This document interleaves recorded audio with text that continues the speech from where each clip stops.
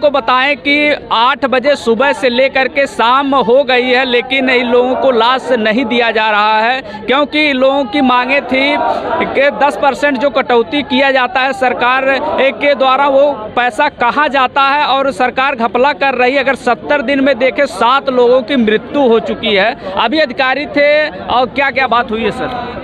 ये एलडीए के सचिव थे और हमारे सहायक प्रबंधक प्रशासन थे अभिनव सिंह जी।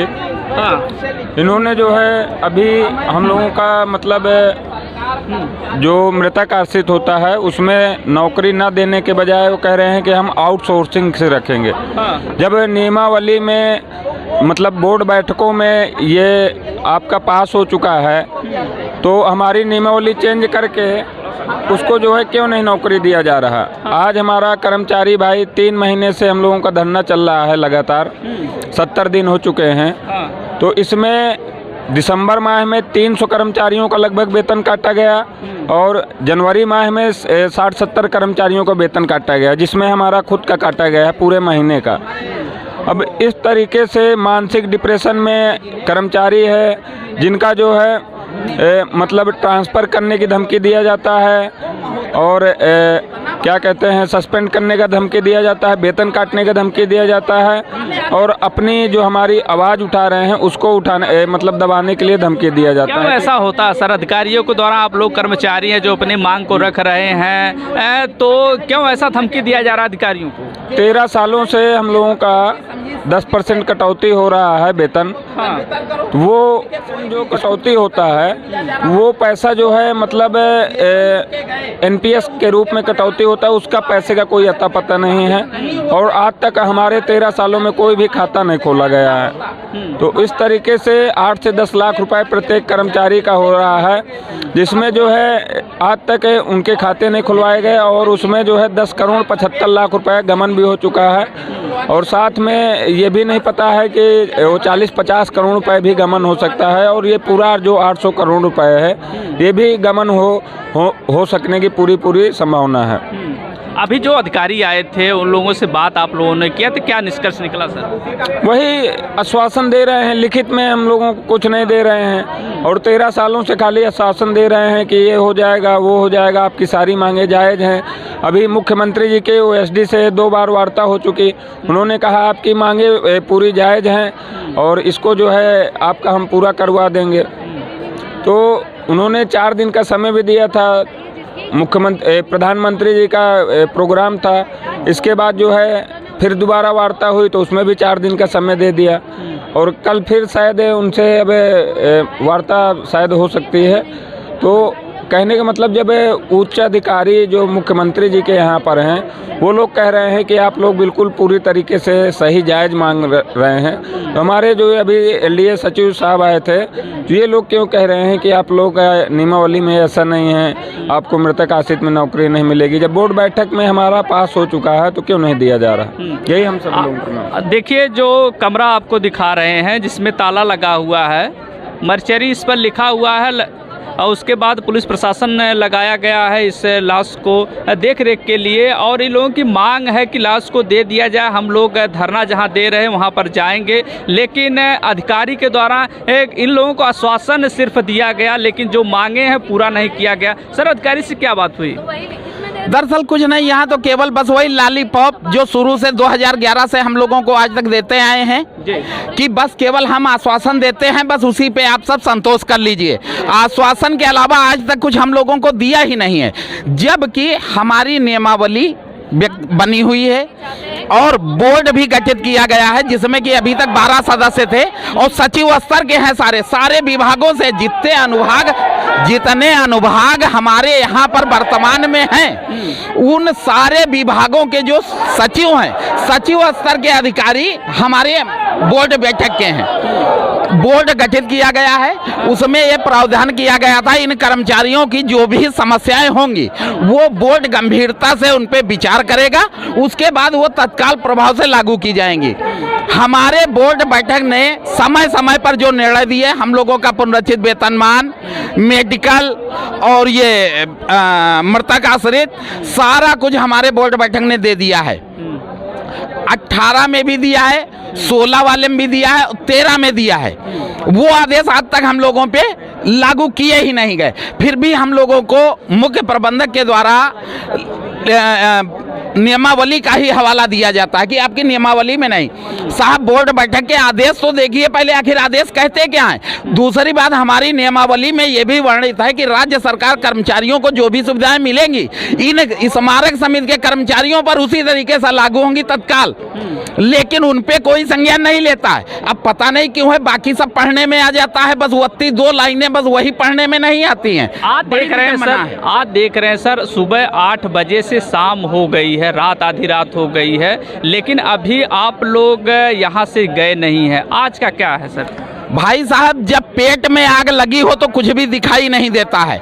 यहाँ पर बस वही चीज है, क्योंकि हमारे कर्मचारी लगातार मरते चले आ रहे हैं, लेकिन आज तक शासन प्रशासन और हमारे अधिकारियों द्वारा कुछ नहीं किया गया, केवल आश्वासन दिया गया है। बस नियमावली का हवाला दिया जाता है, बोर्ड बैठक के कोई आदेश का जिक्र कहीं भी नहीं होता है। शायद शासन सत्ता भी हम लोगों की तरफ से एकदम उदासीन रवैया अपनाए हुए है, जिस कारण हमारे अधिकारी हम लोगों का मात्र शोषण ही कर रहे हैं। शोषण के अलावा आज तक कुछ किए ही नहीं। जो कर्मचारी हमारा ये ब्रजमोहन खत्म हुआ है, ये स्वीपर कर्मचारी था और वो जनेश्वर मिश्रा पार्क में इसकी नियुक्ति थी। 3 महीने से इसका वेतन होल्ड कर रखा गया है, वेतन नहीं दिया गया। एक तो हम लोगों को मामूली वेतन मिलता है केवल जीने के लिए, वो भी आप दे नहीं रहे। कर्मचारी डिप्रेशन में नहीं जाएगा, क्या होगा। और यहाँ पर बहुत सारे कर्मचारियों की हालत हमारे उच्च अधिकारियों के द्वारा वेतन रोककर ऐसी बना दी गई है जिनका 1.5 2 महीने का अब भी पैसा बाधित है। अब इस महीना भी बाधित करने की कार्यवाही चल रही है।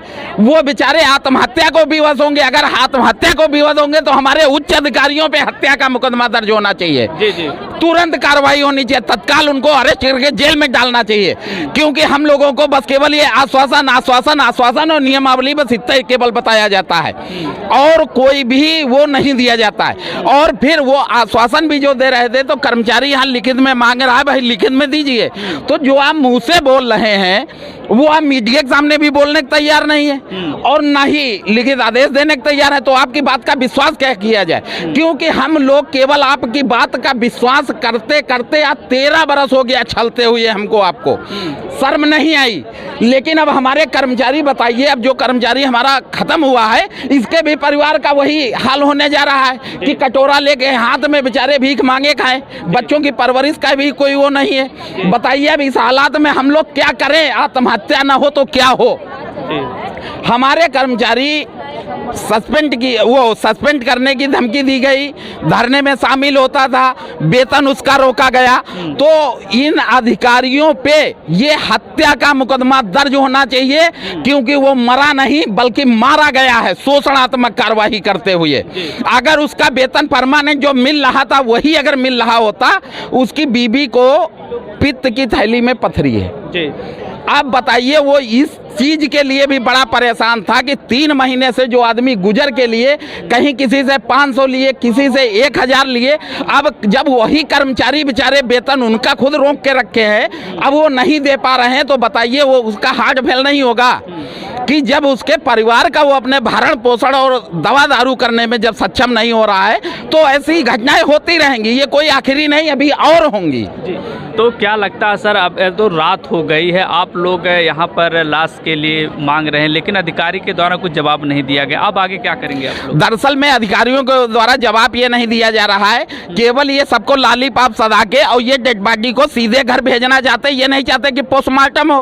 अगर पोस्टमार्टम होगा तो भेद खुल जाएगा, जो हम कह रहे हैं वो सच है। इस कारण उस घटना से ये बचने के लिए डेड बॉडी को घर भेजने के चक्कर में है, जो कि कर्मचारी यहाँ कतई तैयार नहीं है, न उनके परिवारीजन तैयार हैं। FIR के लिए उनके परिवारीजनों ने एक रिक्वेस्ट प्रार्थना पत्र दिया कि अधिकारियों के खिलाफ FIR दर्ज हो। क्यों नहीं दर्ज होगी? पुलिस प्रशासन के द्वारा भी ये बताया जा रहा है कि अधिकारियों से परमिशन नहीं है। अधिकारी भला क्यों परमिशन देगा हमारे खिलाफ आप FIR दर्ज करवाएं? क्योंकि शोषण करते करते आज हमारा उन्होंने ये हाल बना दिया है। इस कारण वो केवल इतना ही चाहते हैं कि कैसे भी मुक्ति मिले। जी जी, मामला को दबाने का जी, मामले को मात्र दबाने का प्रयास किया जा रहा है और कुछ नहीं, क्योंकि हमारे नियुक्त प्राधिकारी को ये अधिकार है कि वो किसी भी मृतक आश्रित को तुरंत नौकरी दे सकते हैं, ये भी अधिकार प्राप्त हैं। लेकिन आखिरकार क्यों नहीं किया जा रहा है? इसका मतलब केवल छल रहे हैं हमको, तो कर्मचारी अभी हम मानने नहीं तैयार है। और सर दोषी किसको मानते हैं आप? हमारे उच्च अधिकारी हैं उसके दोषी। और जो भी मैटर होता है, पुनरीक्षित वेतन रोका गया अधिकारियों के द्वारा, और वो फिर शासन पे डाल दिया गया कि मुख्यमंत्री जी इस पे जो है वो अनुमोदन करें। क्यों करें? जब आपके द्वारा काटा गया है, रोका गया है, तो आपको दंडित क्यों नहीं किया गया पहले? क्योंकि उन्होंने अपनी गेंद उठा के सीएम साहब के पाले में डाल दी। हम क्या बताइए, क्या एक सीएम की नियुक्ति इसीलिए पब्लिक बैठाती है सत्ता में कि आप हमारे पुनरीक्षित वेतन आप ही की कलम से होंगे, अधिकारियों को कोई अधिकार नहीं है। लेकिन ये केवल अपने कोड छुपाने के लिए कि ये जो इतनी ज़्यादा दिक्कत पैदा कर दी है कर्मचारियों के सामने, वो लेसी पोती हमारे सर ना आए, इस कारण ये शासन सत्ता पे डाल रहे हैं कि शासन सत्ता के द्वारा ही होगा।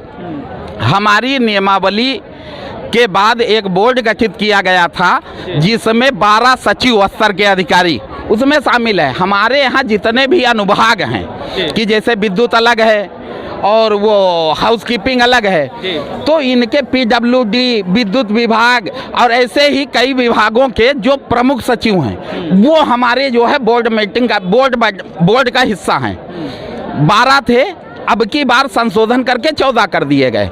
अब 14 लोग निर्णय लेंगे।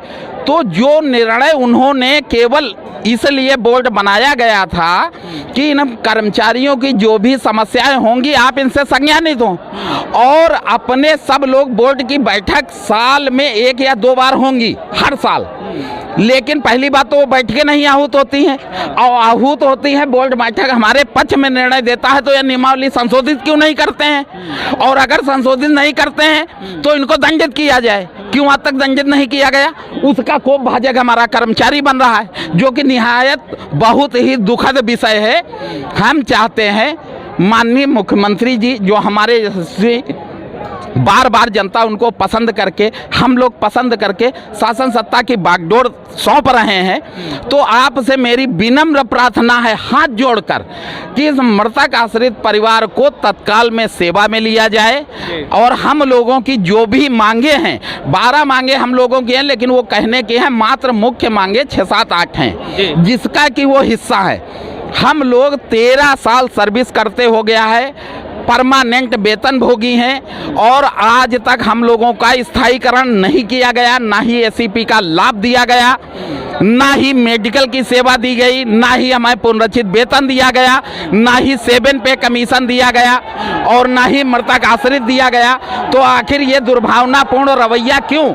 आखिर मुख्यमंत्री महोदय जी से हमारी रिक्वेस्ट है कि हमारी मांगों को संज्ञान में लेते हुए तत्काल हम लोगों की सारी मांगे पूरी कर दे, हमारा कर्मचारी खुशहाल हो जाएगा, और हमको जो है कोई वो नहीं चाहिए। बस हमारी इतनी ही रिक्वेस्ट है। हमारे कर्मचारियों की जो मांगे हैं प्रमुख, जो कि हमको मिलना चाहिए, ये मांगे हमारी तत्काल में पूरी करें। बस केवल इतना ही निवेदन है आपसे। धन्यवाद।